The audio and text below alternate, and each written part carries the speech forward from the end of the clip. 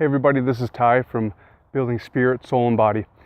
So I want to give a two-part testimony on two various people. One was actually a coworker of mine, and the other one was with her aunt. So the first part of the testimony is with my coworker. So back about 4 or 5 years ago, I had a coworker who had some horrific stomach pain issues, and this went on for probably 3 or 4 years, where she was in so much pain that anything that she ate would just terrorize her stomach. She was constantly going to the doctors, probably out of a 7-day or a 5-day work week, about 2 to 3 days a week. So she was missing all kinds of work. And so during this process, she was in a lot of pain and lost a bunch of weight. So I just felt impressed in my spirit to just to grab her and some of my other coworkers that are believers, and we decided to lift her up. So we brought her to the conference room and we all prayed over her, and as soon as we got done praying, her stomach was instantly healed. All that issues that she had was completely gone.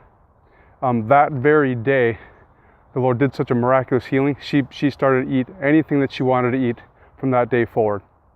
Now, why it happened, I don't know. She was a relatively new believer, and I have noticed that many times when somebody comes to the Lord and He wipes your sins clean, a lot of times, man, that healing comes so fast. It is just crazy. So fast forward 2 years after that, which is, I don't know, a couple of years ago, I was learning a lot about the power and destructiveness of unforgiveness, and just hate and bitterness and all the things that we store inside of us. I found out that she had an aunt that was in the hospital. I don't know how many months she was there, but the doctor said that she was going to be there indefinitely. So during this process, I said, hey, let's go talk to her, let's go pray for her. The hospital she was at was just a few minutes from our work, so we decided to walk over there. It was either on lunch or after work. And so I found out that she was a believer, for one, and she had a lot of unforgiveness. So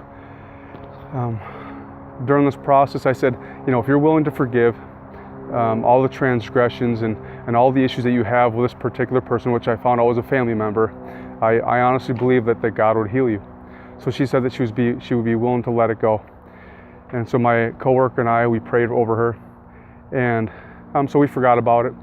The next day, my coworker was going to go visit her at the hospital.